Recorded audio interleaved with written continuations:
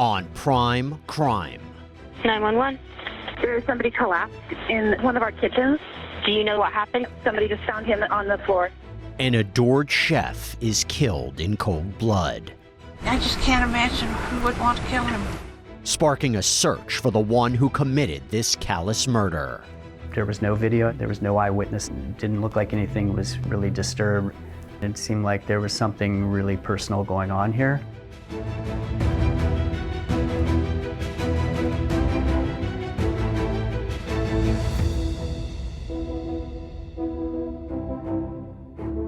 Hey there, everybody, I'm Jesse Weber, and welcome to Prime Crime, where we break down the most compelling and memorable true crime cases. Our next story starts with the sudden killing of a culinary instructor. This left investigators scratching their heads. Who would want to kill this man? A stranger? An enemy? A loved one? Let's find out. 911. Hi, we are at Oregon Culinary Institute. There is somebody collapsed in one of our kitchens. It's early Saturday morning, June 2nd, 2018, at the Oregon Culinary Institute in Portland. Students walk in, expecting a day of learning techniques and recipes. Yet instead, they discover the body of their instructor, 63-year-old Daniel Brophy, lying on the floor of one of the school's kitchens. He's one of our chefs, and he's an older man. All right, is he conscious right now? No, he is not conscious. Is he breathing? No, he is not breathing.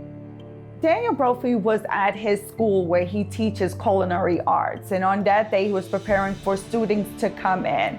It was just like any other day. The students had found Chef Brophy lying on his back by the sink. The water was still running. One of the students, Clorinda Perez, actually tried to perform CPR. They assumed that he had maybe had a medical event. Do you know the cause of this or what happened? Did he just collapse? We have no idea. Somebody just found him on the floor. What made it harder at the beginning was we have our initial 911 call, that even that's confusing. The caller's stating, hey, we have an older gentleman down. They didn't even know right away that Dan had been shot. He's bleeding out of his chest. Is someone still doing CPR? Yes, should you keep going?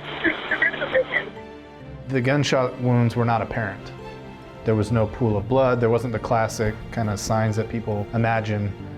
And it wasn't until Clorinda Perez saw blood on her hand that they realized that, oh, this isn't some sort of heart attack. You're doing a good job. I'm so sorry. I'm so sorry. Oh my God. Do you see any of the responders? No, they're getting him, but he's Okay. dead. Officials are called to the scene, but they aren't sure what exactly happened or even what to expect when they arrive. Fire and medical arrived. They realized after examining Chef Brophy's body that he had what appeared to be a possible gunshot strike to his chest. They found 2 spent shell casings lying on the floor. The patient is an instructor at the location. He's bleeding out of his chest and the ribs are broken. This is a shooting victim. Okay, we need to figure out if this just happened and where the shooter is. Because this was a large building and it was a school, they didn't know if it might have been an active shooter situation and if the shooter could still be in the building. I can hear footsteps upstairs. I don't know if that is related to this building. If somebody could advise. They went through and methodically cleared the entire building to make sure there was no shooter or suspect still at the scene. It looks like a lockdown. They don't know where the suspect is, so we need a bunch of people here. This is a building with exits on multiple streets. If the shooter sounds large, we need to get perimeter going. After confirming there's no active threat on the property, authorities have to figure out what happened here. You start immediately thinking motive, who would want to do this? Why would somebody want to do this? We treated it like we do any other homicide. We start to separate all the witnesses, and in this situation there were numerous witnesses because there were 2 different classes going on that day. So there were anywhere from 30 to 40 some students. We started looking at the students first, the students that were there, and then more importantly, the students that weren't there that should have been. So we tracked all of them down. While you've been here, have you noticed homeless people or transients hanging around? A lot, yeah. I found a couple needles in the bushes right out there by where we smoke. You know, it kind of looked like, well, given the area of downtown Portland, that, you know, could have been a robbery gone wrong. A couple months ago, somebody had broke the window Did they gain entry into the building or just? No, they just broke it and they had it fixed up the next day. Those were some of the things we were thinking. Could this have been maybe a houseless person that came in and wanted to rob the place, but Chef Brophy interrupted it? There was a homeless man on this side of the street with his back turned towards me. He looked in the recycling bins over there and then kind of peeked around the corner to the parking lot and then just walked up the street. This was today? Mm-hmm. It just didn't seem that way from him working at the sink and getting shot in the back. There was no video, there was no eyewitness. It didn't look like anything was really disturbed. One person that became of interest was a guy named Oscar Taylor. I've prosecuted him before. We know him as somebody who steals. He was out looking for cans that morning, which is pretty normal. So we thought, okay, he didn't go canning, walk in, murder Dan for no reason whatsoever, and then just leave. That doesn't make any sense. You know, he's living from day to day trying to survive canning. I don't expect him to have a $500 Glock handgun in his pocket. There's no signs of forced entry on the building. They don't really find anything as if somebody had done a robbery or something of that nature. Is there anything of value inside the school or anything that anybody you think would break in to want to take? I mean, food or equipment is the only real thing that I could think of. I mean, unless there's money in there, but we wouldn't know about that. One of the things that stood out right away was that Dan's wallet was there with money in it. He had cash in his pocket, his credit cards, debit cards, his ID, his cell phone, his watch, his keys. Nothing was taken. We thought, okay, this maybe is more personal. Maybe this was targeted. You said there's no students that really don't get along with Chef Brophy. Oh, everybody loves Chef Brophy. I couldn't think of anybody in that school right now that would be upset with him at all. He's a very, very kind person. The lack of evidence was pretty telling. When you're looking at the crime scene and you're looking at the video from outside the crime scene, and you don't see anybody fleeing. There's nobody running down the sidewalk. There's no car speeding away. Everyone liked Dan, everyone respected Dan. He was passionate. His students respected him and loved him. They adored him. Nobody had a bad thing to say about him. He worked them hard, and that's what they respected most about him because he brought the best out of them. Investigators aren't sure at this point how to piece together who killed Chef Brophy, and they need to get a better understanding of his life. That's when they decide to speak with his wife, 67-year-old Nancy Brophy. Perhaps she could provide some clues as to who may have done this to her husband. So Nancy, I think some people kind of notified you that something was going on. Just what they heard on the news. KGW said that there was a shooting. There was one fatality. Nancy was from Texas. She decided she was going to go into the culinary world, and that's where she met Dan. In the early 90s, Dan was actually her instructor. They got together, and they eventually got married in '99. Nancy wore a lot of hats. She was developing her writing. She was working on some books. She sold insurance. She also sold Medicare coverage. Nancy and Dan had been married for years. They were known to love each other, and they were always with each other. Sometimes it's the people closest to the victim that can provide the best information. I just can't imagine who would want to kill him. He wasn't that kind of guy. You know, I've never even known him to have a confrontation with anybody. Back on June 2nd, 2018, culinary students discover 63-year-old cooking instructor Dan Brophy shot to death on the floor of a kitchen at the Portland, Oregon Culinary Institute. Investigators are exploring every avenue to determine who would want Chef Brophy dead. Hours after the murder, Dan's wife, 67-year-old Nancy Brophy, arrives downtown at the school. The wife of the victim just showed up. Where's she at? She's at 17 in Jefferson, and she has not been notified. We were just kind of standing around, and that's when Nancy Brophy first got to the crime scene. I just remember that very vividly. She was just standing there, didn't show any emotion. She was just kind of there. Police initially met with Nancy to let her know that her husband was killed. It was something that's normal with every homicide that takes place. We took Nancy Brophy into the van that's set up for interviews. I thought, this looks pretty complicated here. There's a lot of unanswered questions. I think maybe we should record the notification with her. Detective Darren Posey began asking her questions. What time did he leave this morning from your guys' place? He left, I'm going to say 7-ish, maybe 7:05. That's about the time he normally leaves. Okay. We need to learn as much as we can about Chef Brophy's activities that morning, what he did, what he's last doing, if there was anything going on, problems, grievances with other people. Were you guys up earlier this morning or anything? He's up there early every morning. He's an early riser. He has his little list of things he does. You know, he walks the dogs, he feeds the chickens. She said that he had come up and taken a shower upstairs in the master bedroom area while she was in bed, and then he left. I didn't sleep well. I woke up when he came up for a shower.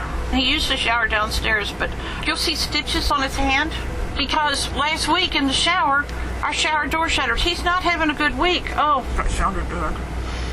So after he got his shower this morning, though, yeah, he managed to. He didn't need a spotter. Okay. So, and then you think he left like around 7. The next thing you know, after that, when did you hear something? Maxine called me. She said, "What do you know about what's going on at OCI?" And I said, "I don't know anything. What's going on?" And she said, "Well, it's on the news." And I said, "Okay." And she told me what she'd heard. A mutual friend of hers and Dan's, Maxine, called Nancy.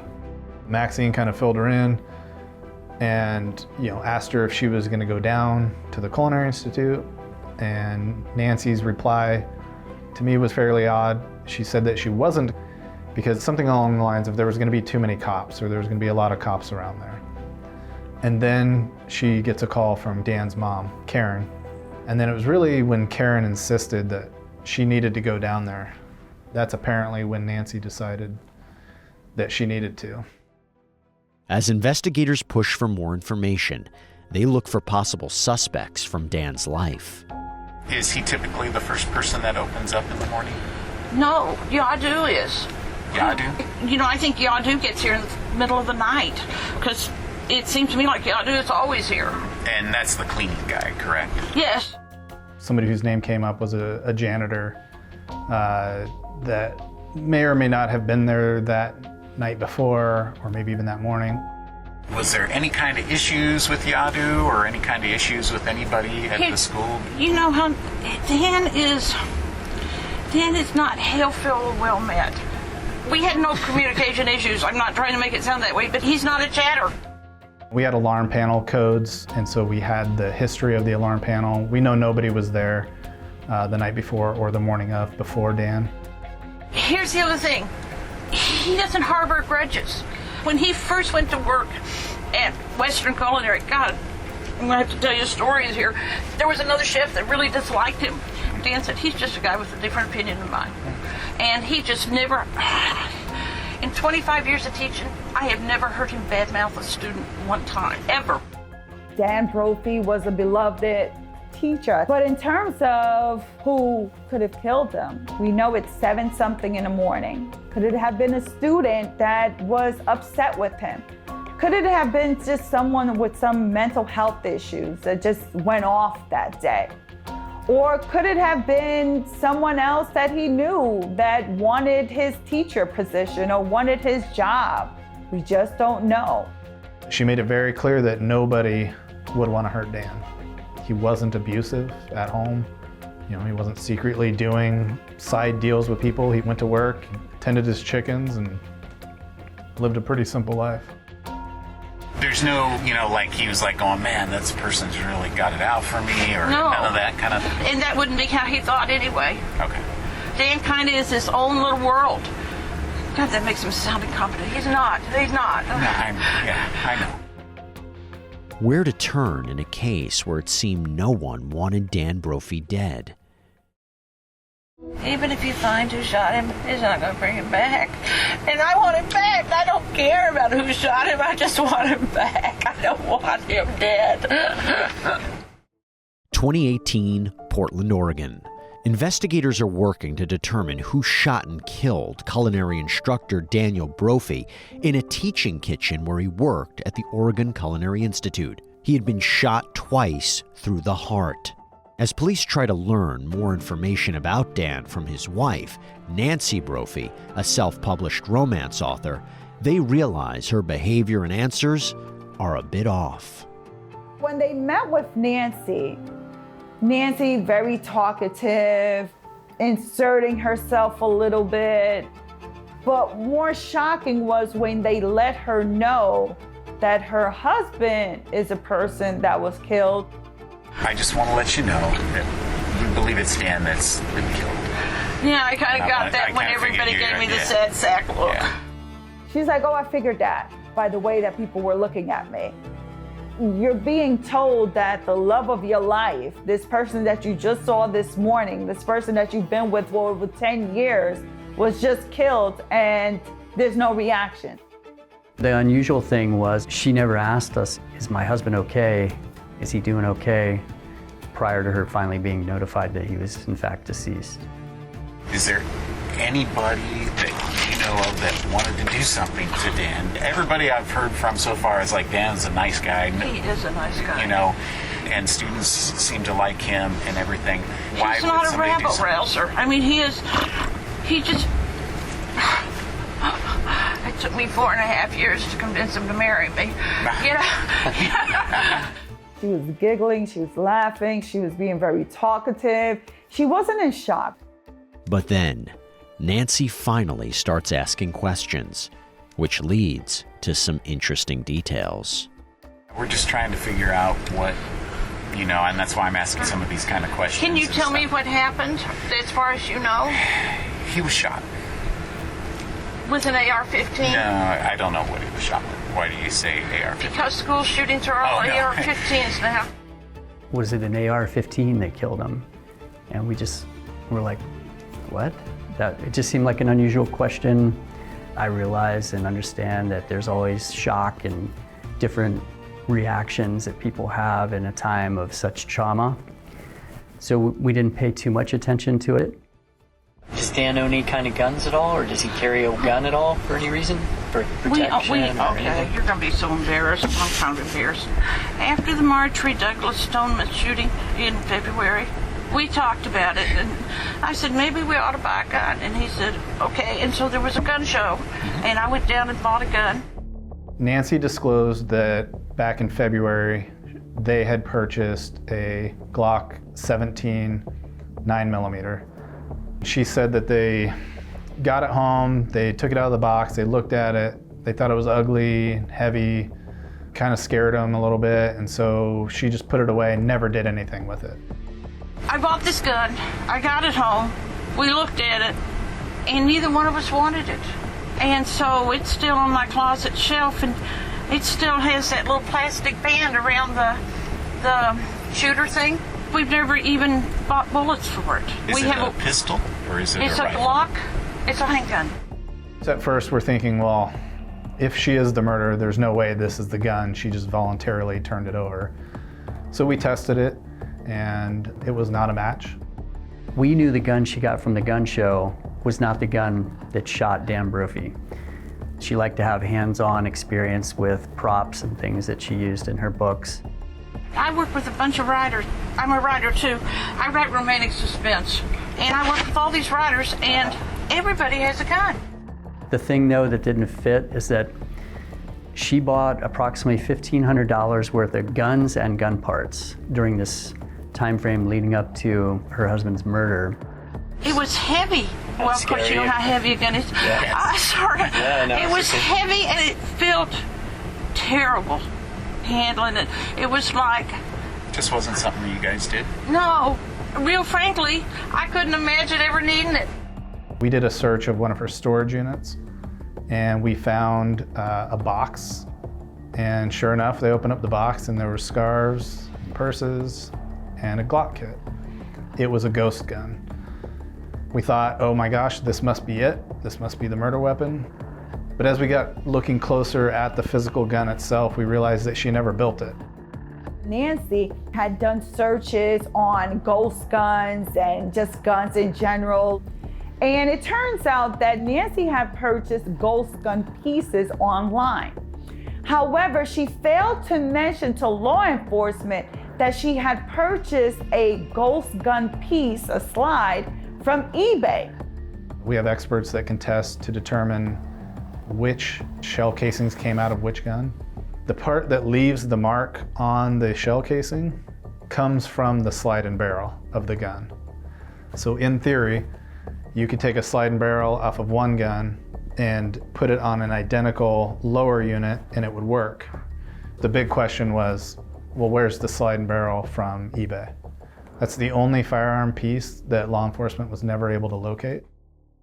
With no murder weapon directly connecting Nancy to the crime, investigators begin to question, why would she kill Dan?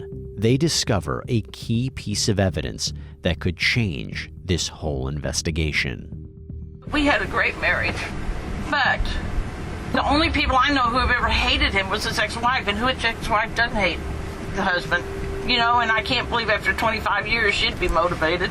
I mean, short of that, we live a quiet life. Everybody around him thought they had a great relationship. They seemed to be doing fine until 2016. 2016 is where things we could see started to derail. You know, Nancy was management and she controlled pretty much all aspects of their life. Most importantly, their finances. They had a lot of financial issues and financial troubles, from taking out loans on their pension to their 401k, to paying down their debt, to thinking about selling their property. They weren't paying their mortgage on time. There was repeated times where the mortgage just didn't get paid. But ironically, she's buying all these Glock parts and guns. Simultaneously, she's prioritizing paying for life insurance policies. And these are in Dan's name, some of them. So it looked very suspicious to us.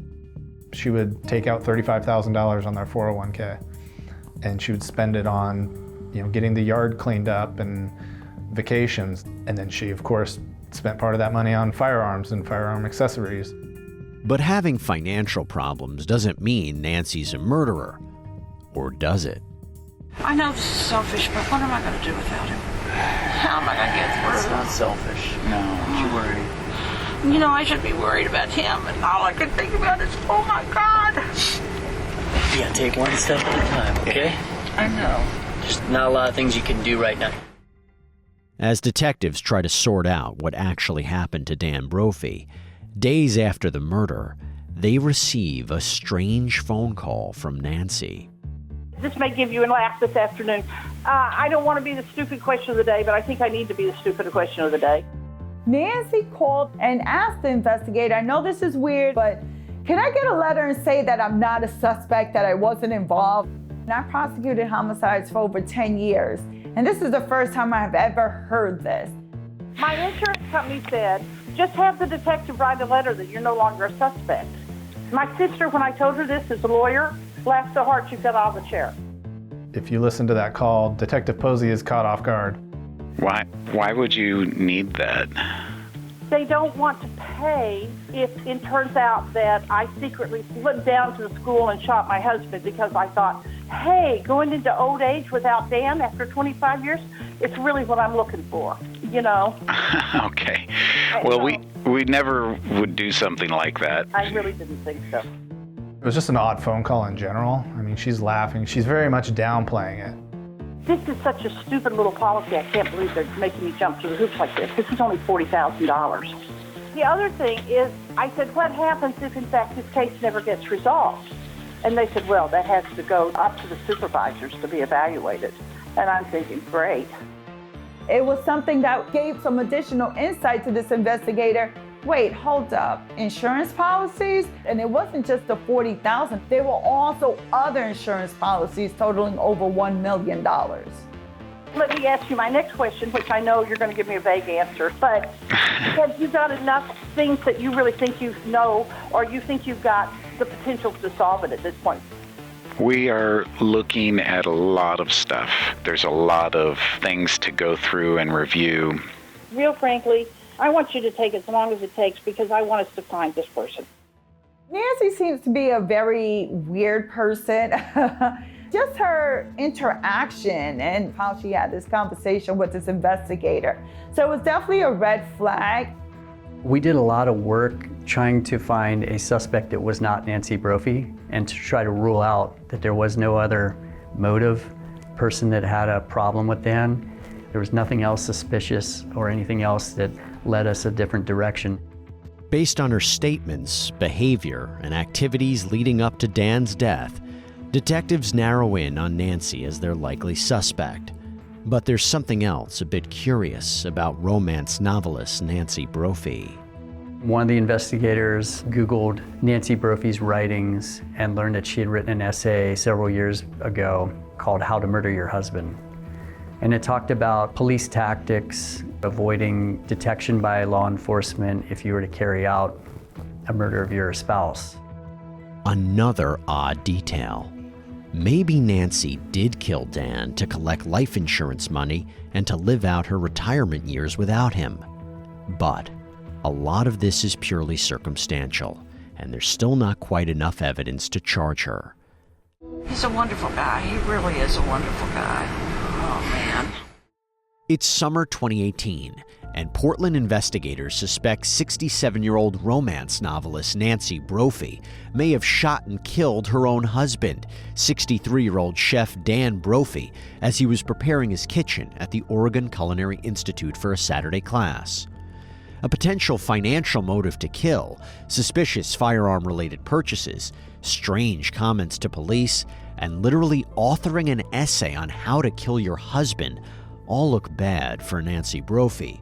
However, there's nothing concrete tying her to the crime until we take a closer look at the scene. As we continue to investigate, we learn that there's no video surveillance on the premises in the interior of OCI. Detective Merrill and Detective Posey came to me and said, hey, do you want to walk around and look for a surveillance video with us? Which is not something we normally do, but we walked across the street to Bellagio's Pizza and we all watched the video together. When the first pass goes by of this kind of silvery tan-ish minivan, I don't even know that we noticed it on the first pass. We didn't really, I think, pay it much attention until we saw it after the time of the homicide as well. What kind of vehicles do you guys drive? You guys each have your own vehicles? He has a white truck, and I have a Toyota van. What color is that? Gray. What year is that one? 2007. It was Detective Posey, actually. He's like, hey, isn't that Nancy's van that we just saw her drive away in? And we start looking at it, and we're slowing it down, we're rewinding it, pausing it, doing still images, and it looks exactly like the van we just saw. And not only that, right as the van crosses in front of Bellagio, it stops for a stop sign. And as it stops, you can see the driver appears to look just like Nancy Brophy. I didn't get out of bed.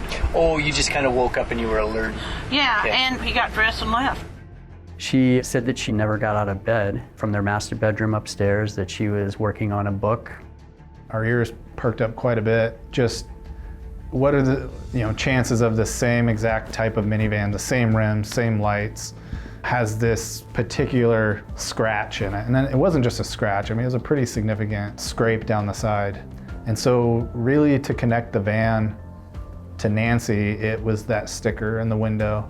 Dan's mom, Karen, explained that that minivan used to belong to Jack and Karen Brophy, and that they had given that minivan to Nancy when she needed a vehicle. That was a church parking lot sticker in the corner of the van. We were able to verify it was in fact the church parking sticker. The van was spotted in the area without any reason to be in that area at that time. If somebody says they're not there when their husband's getting murdered, but the video shows otherwise, that's a huge problem. Nancy Brophy is arrested and later charged with the second-degree murder of her own husband. When they put handcuffs on her, she said, "Oh, you must think I killed my husband," which I thought was not something you say when being arrested for your husband's murder.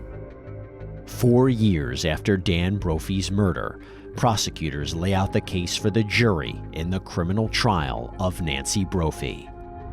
On the surface, the Brophies appeared to their friends and family to be a couple in love who are entering the next stage in life. Financial struggles really began to develop in 2016.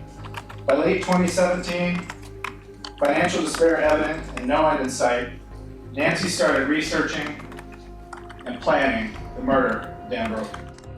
The prosecution put forward that yes, they had a lot of financial issues and financial troubles. Nancy made claims on 10 separate life insurance policies in which she was the beneficiary of over $1.4 million. Eventually, all of the evidence and all of the leads all pointed back to Nancy Brophy. Prosecutors call several witnesses over the course of the trial to prove beyond a reasonable doubt that Nancy murdered Dan. These include detectives. We couldn't figure out any other motive of what happened that day because it didn't look like a burglary, a robbery. There were no grudges against Dan. An accountant. I reviewed bank accounts. There were insurance payments for 6 different life insurance accounts. It was a Wells Fargo home mortgage. I did see a lot of months where there was loan delinquency. And an investigative analyst. That X in the middle, is that public shooting range? Yes, the North Fork Wolf Creek Public Range. That morning, March 26, 2018, you're detecting Nancy Brophy's phone starting around the area of her home, heading out Highway 26 into that area. Yes. But it was some of the first witnesses that really set the stage. So you're in the lounge area at the table. What's the next thing that you remember? The next thing I remember is a student, a fellow student, yelling, "Call 911." I came to her to see what she needed. I think I had my phone in my hand already, and I dialed 911. I went to Dan and tried to figure out what was going on. I knelt down beside him, and I didn't know what to do, so I held his hand. I wanted to see if he would squeeze it back, and he didn't, so it was obvious that Dan was gone. They knew Dan too. It was personal for them. They all loved and respected him, and they tried to save his life. When those people testify and they're feeling that emotion all over again and the jury sees that, it's pretty powerful.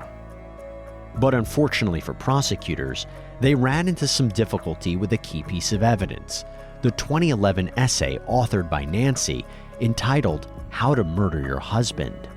We were trying to introduce it, trying to show the jury that she has the knowledge of how to do it.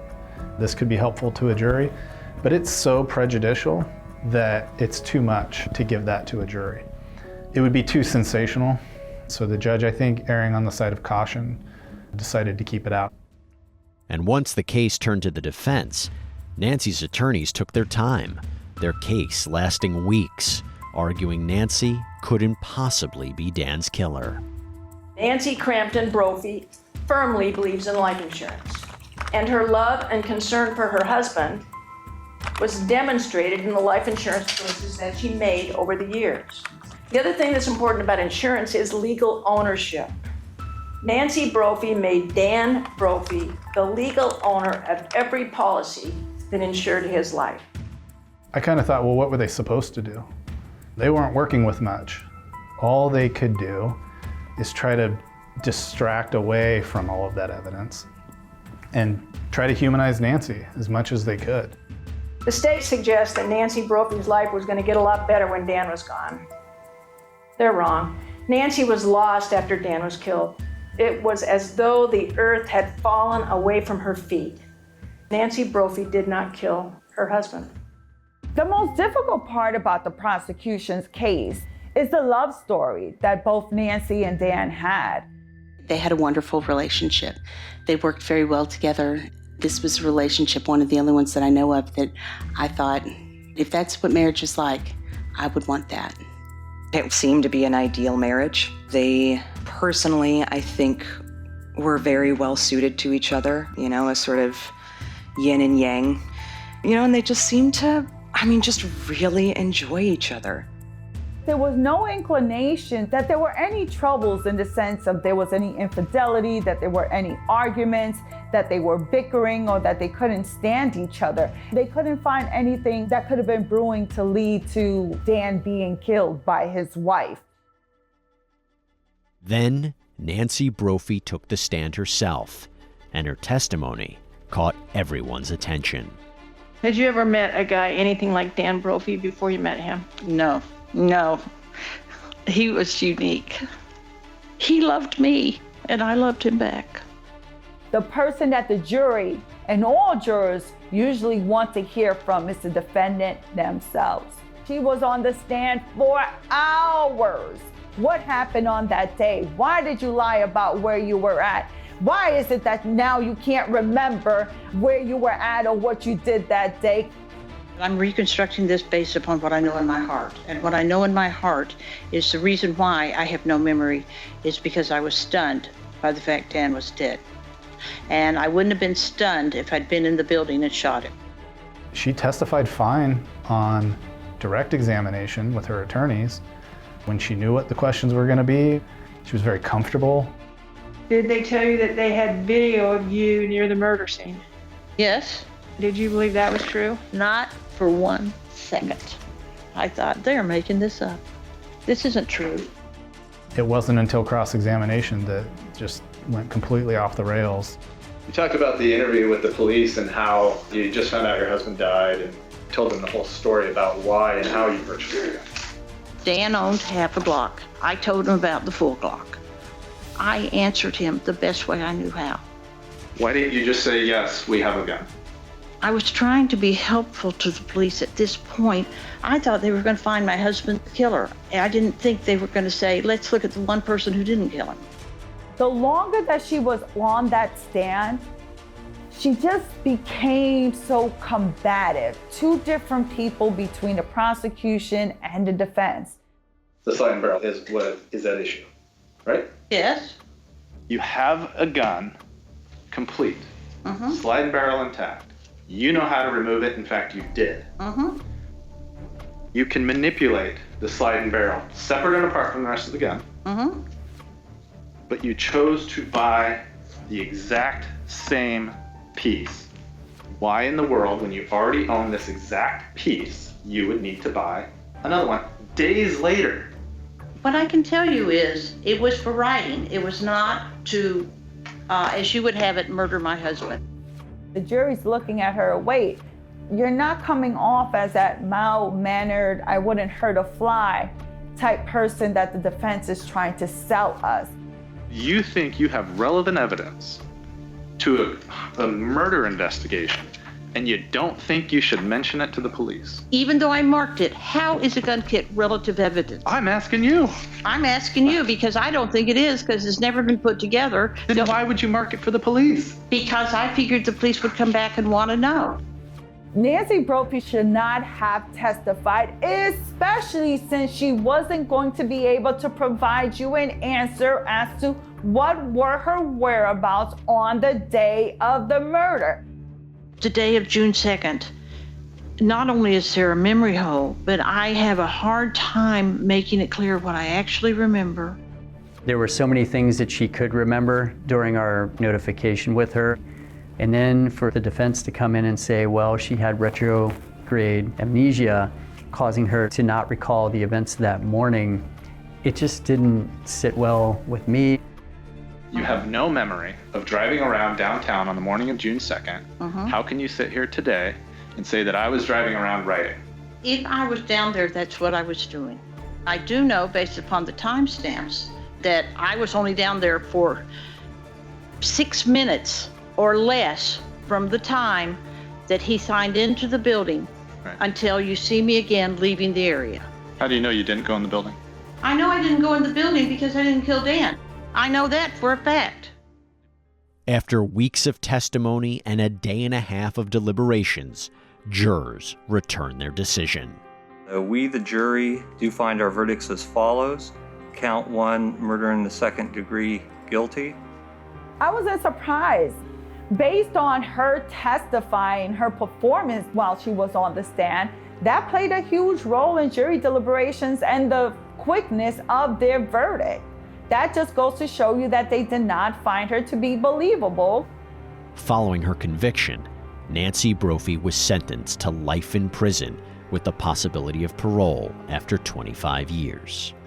I felt relief that we had put all this work into this case. We worked our butts off. I've never written so many search warrants in my life. We just kept going every direction it led us, and we ruled out all the other things, and we felt very confident. Nancy Brophy shot and killed Daniel Brophy. I think for the family and everybody involved, it was probably the final piece was getting that sentence handed down. And frankly, 25 years, I think we figured she'd be about 92 when she'd be eligible for release, which there's no guarantee, especially somebody who's defiant and will never admit that they did anything. But it's the question that the family will love to know, friends will love to know, the public will love to know. Why would you kill your husband who didn't cheat on you, didn't hurt you, didn't hit you, gave you everything, praised you? That's a question that will always remain unanswered. What a case. Started with a dead body, a potential school shooting, possibly the work of a stranger or enemy, and it all came full circle to one of the closest people in Dan Brophy's life. It seems like one takeaway from this story: never judge a book by its cover. That's all we have for you here on this episode of Prime Crime, everybody. Thank you so much for joining us, and as always, stay safe.